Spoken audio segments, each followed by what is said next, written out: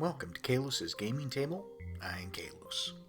I'm still winding my way through the light mechs of TRO 3025. Today we're going to talk about the unofficial face of the franchise, quite possibly the most memed mech in existence. It's everywhere, like it or not, even getting a lamb variant. Yes, today we're going to go over Orgus Industries' little trash bin that sometimes can. Here we go. Let's talk about the 30-ton UM Urbanmech. Orgus Industries entered the Battletech market with a specialized mech designed specifically for urban combat and pacification. The UM R60 was downright cheap at 1.47 million of your household currency, later the C-bill, or 504 battle value. They were decently armored for a 30-ton mech. The Urbanmech had jump jets, allowing it to move around those dense urban environments it was designed to be used in. It even had a unique feature, a 360-degree torso twist.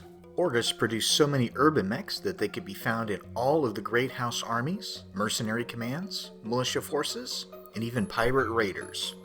So many were produced that even after their factories were destroyed, there was still a glut of Urbanmechs. Why? Well, despite the armor, jump jets, and extremely low price tag, the Urbanmech was a very dedicated mech, and arguably not particularly good at the one thing it was designed for. But that price tag made it difficult for house armies and militia forces to ignore, since they could strip the Urbanmech down for parts if it came down to it.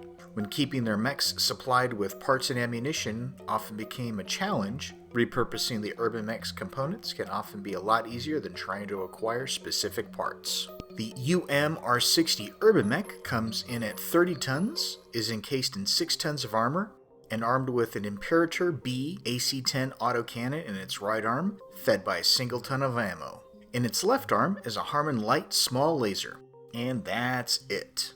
For some unfathomable reason, the Urbanmech R60 has 11 heat sinks, meaning that it is way oversynced. Even if it jumps and fires with everything, it'll still have a few unused sinks left over. I mean, they could have added a bigger engine or even an additional ton of ammo to give the R60 more time in the field, but no. The Urbanmech's Lennox 60 engine and Pitman 6000 jump jets give the Urbanmech R60 an epic waddling profile of 2-3-2. Yes, the Urbanmech is a light mech that moves slower than most assault mechs. Now, one might argue that speed is less important in an urban environment, but at 2-3-2, you won't be covering much ground or jumping over much with your single bound. Almost all ground vehicles will be able to outrun the Urbanmech, and with only 10 rounds of AC ammo, it's going to run dry pretty quickly, leaving just the small laser for offensive duties.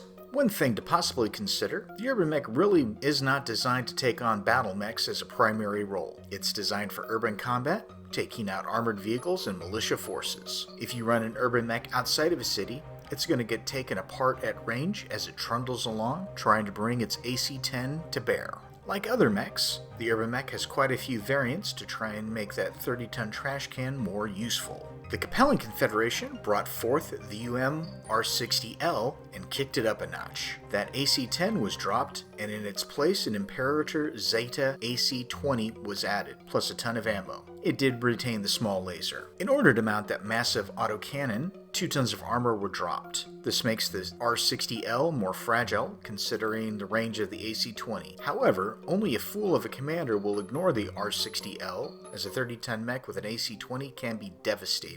The AC-20 can remove a limb from a light mech, and if boxcars are rolled for that hit location, well, off with its head. The pilot of the R60L will have to be careful, as it only has 5 shots. The Urbanmech R63 upgraded the Imperator AC-10 to the Mydrun Excel LBX AC-10 with 1 ton of ammo, either cluster or slug. It retains the small laser and added a small pulse laser. The longer range on the LBX gives the R63 a bit more flexibility, though it can only carry 1 type of ammo. The Draconis Combine changed up the Urbanmech formula with the Urbanmech R68. It kept the small laser and the small pulse laser, but replaced the autocannon with an MRM-30 and 2 tons of ammo. Not to be left out with Urbanmech variant shenanigans, the Free Worlds League released the Urbanmech R69.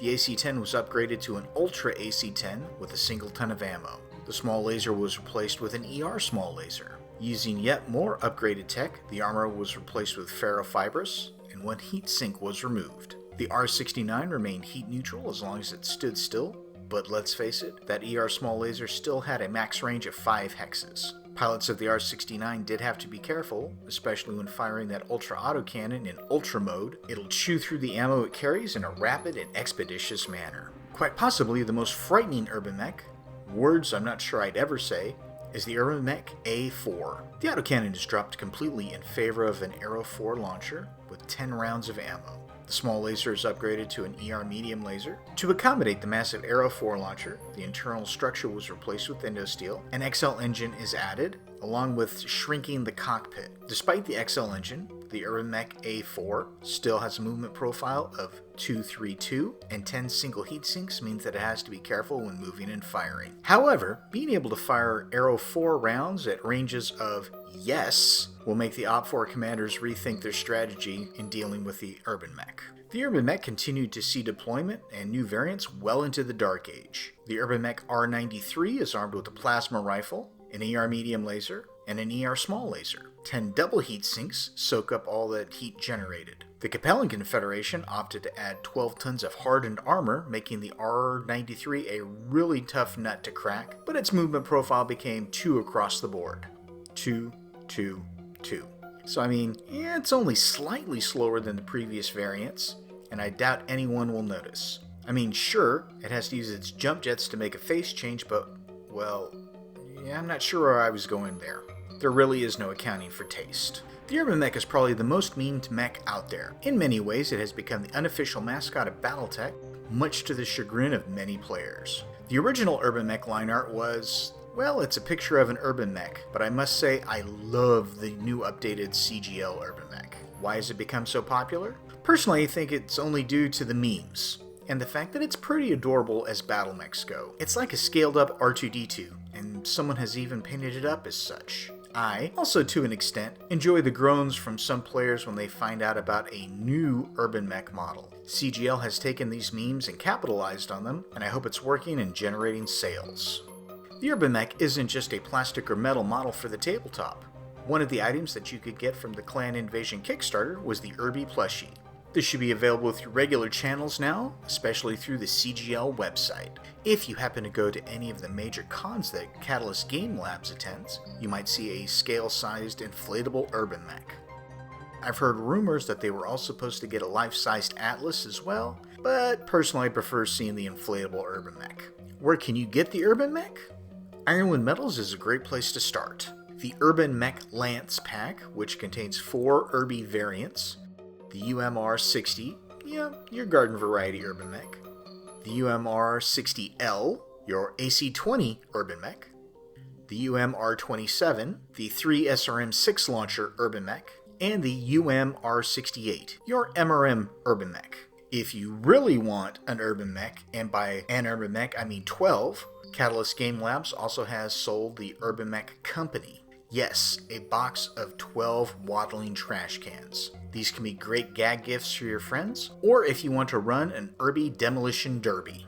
And then you have the Urbanmech Lamb box. Yes, I did say lamb as in land, air, mech. My understanding of the Urbanmech Lamb was that it was an April Fool's post by Bishop Steiner, but it was so liked by CGL, well, at least some of CGL, that they put it into production. I still want the Urbanmech and Lamb box set, but only because I'm more of a hobbyist and I love to paint mechs, but I have zero interest in running a flying trash can. You can also pick up the Urbanmech through some online retailers, like Ares Games and Miniatures, as well as Fortress Miniatures and Games. At this point, I'm pretty sure the Urbanmech has the most variants released in plastic by Catalyst Game Labs.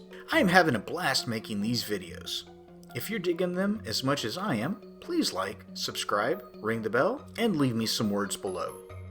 This helps with the dreaded algorithm, and every bit helps. If you want to help out the channel more substantially, please click on my Ko-fi link below. Thanks. So, a fun story about the Urbanmech. We were playing a campaign game, and our forces were approaching a base that we needed to capture. One of our mech warriors was an Ascarabus, a 30-ton mech with a movement profile of 10-15. So it's pretty fast. It charged into the base, only to find an Urbanmech R60L in its path. His lance mate, who was supposed to try and get in and flank, failed his PSR due to the skidding rules and face-planted before getting into position. Despite the TMM the Scarabus had generated, the Urbanmech lit up our mech warrior and hit with both the AC-20 and the small laser. The Scarabus took the AC-20 to the center torso, leaving 2 whole points of structure. He might have been able to run to cover had the Urbie's laser not also hit the center torso, coring out Mr. Scarabus. Good times. So yeah, the Urbanmech is a popular mech, at least outside of actually deploying one in the game. The only time I played one on the tabletop was during a charity event, the Urbie Derby, where everyone had a different variant of the Urbanmech and we duked it out. It was a blast, especially once somebody drew the Arrow 4 variant. I have yet to see or play in an actual urban battle and have the Urbanmech turn up, but I suspect that even going with 30-25 era mechs in such an engagement, the Urbanmech will be outmaneuvered, outgunned, and just destroyed. So what are your thoughts on the Urbanmech? Do you like it? I mean, beyond the memes of it.